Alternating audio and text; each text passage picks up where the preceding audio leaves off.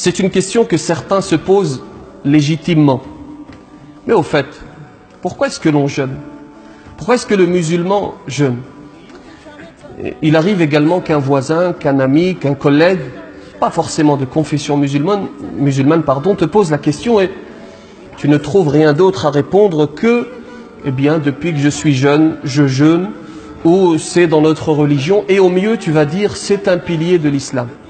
Alors voici dans ce prêche quelques éléments précis pour étoffer, pour développer ta réponse. Je ne sais pas si vous savez cela, les animaux, lorsqu'ils sont blessés, lorsqu'ils sont malades, instinctivement, vous savez ce qu'ils font?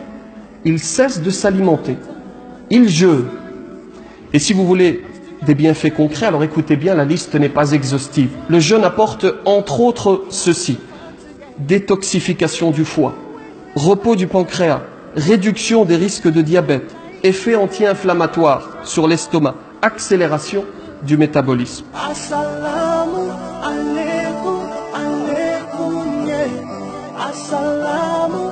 Dieu dit dans le Coran: يا أيها الذين آمنوا كتب عليكم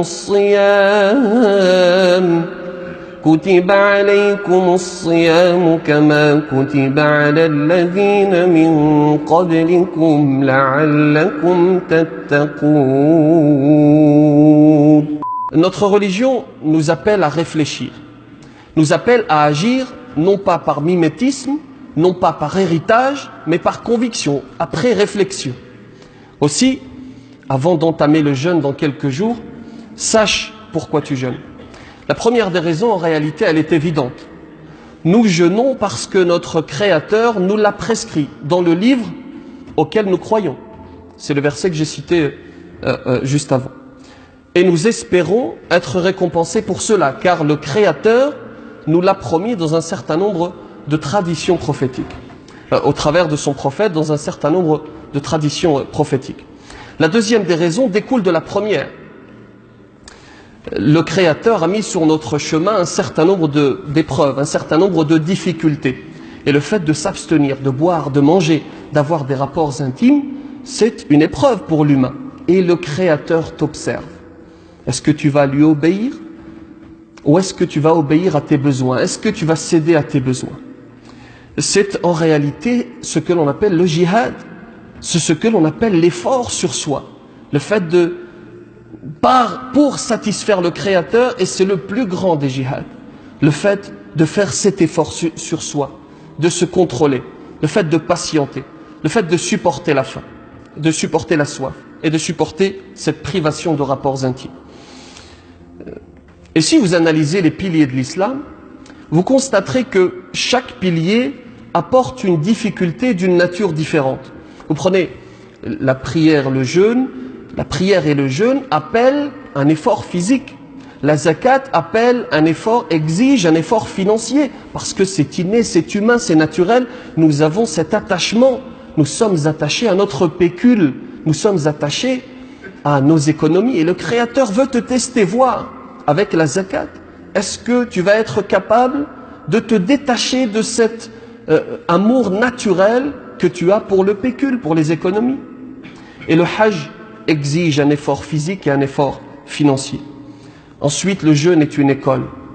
Tu apprends à te contrôler, tu apprends à dire non, tu apprends à te maîtriser. Et si tu arrives à te maîtriser pendant ce mois de jeûne pour des choses qui sont en réalité licites, boire, manger, avoir des rapports avec son époux, son épouse, a fortiori, à plus forte raison, après le mois de jeûne, tu seras capable de te maîtriser pour des choses qui sont illicites. Et le mois de jeûne te délivre d'ailleurs un diplôme. Celui, comme cela est indiqué dans le Coran, la'allakum tattaqun, celui de la piété. Parce que pendant ce mois, tu arrives à dessiner les contours de la piété. Tu arrives à comprendre réellement ce qu'est la définition de taqwa, la piété. C'est-à-dire le fait de mettre une barrière entre toi et la colère du Créateur. Quatrièmement, le jeûne apporte bienfaits et guérison pour le corps. D'ailleurs, je ne sais pas si vous savez cela, les animaux, lorsqu'ils sont blessés, lorsqu'ils sont malades, instinctivement, vous savez ce qu'ils font? Ils cessent de s'alimenter. Ils jeûnent. Et si vous voulez des bienfaits concrets. Alors écoutez bien, la liste n'est pas exhaustive. Le jeûne apporte entre autres ceci: détoxification du foie, repos du pancréas, réduction des risques de diabète, effet anti-inflammatoire sur l'estomac, accélération du métabolisme. Cinquièmement, le jeûne permet une prise de conscience des bienfaits que Dieu nous a accordés. Parce que lorsque tu es privé d'un bienfait, tu constates son importance. Demandez à celui qui est né voyant, celui qui naquit voyant et qui perd la vue, si la vue est importante. Demandez à celui qui a perdu ses parents, si ses parents sont importants. Demandez à celui même qui a divorcé et qui par la suite constate les qualités de son époux, de son ex-époux, de son ex-épouse, si ce mariage était un bienfait.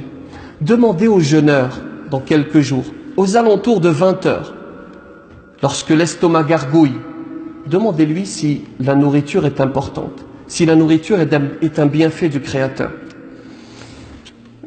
Enfin, tout cela, ce n'est en réalité que de la théorie, car l'un des buts du jeûne, c'est de comprendre ces millions d'êtres humains sur terre, qui tous les jours, continuellement, n'ont rien à se mettre sous la dent, qui, pendant 365 jours, sans le décider, ne mangent pas. Et Dieu te dit jeûne pendant ce mois. C'est l'une des raisons les plus importantes.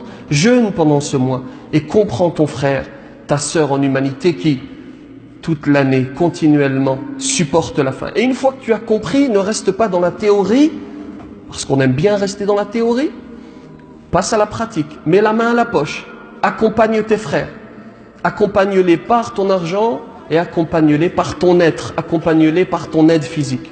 Qu'Allah tabaraka wa ta'ala nous aide à jeûner ce mois de Ramadan.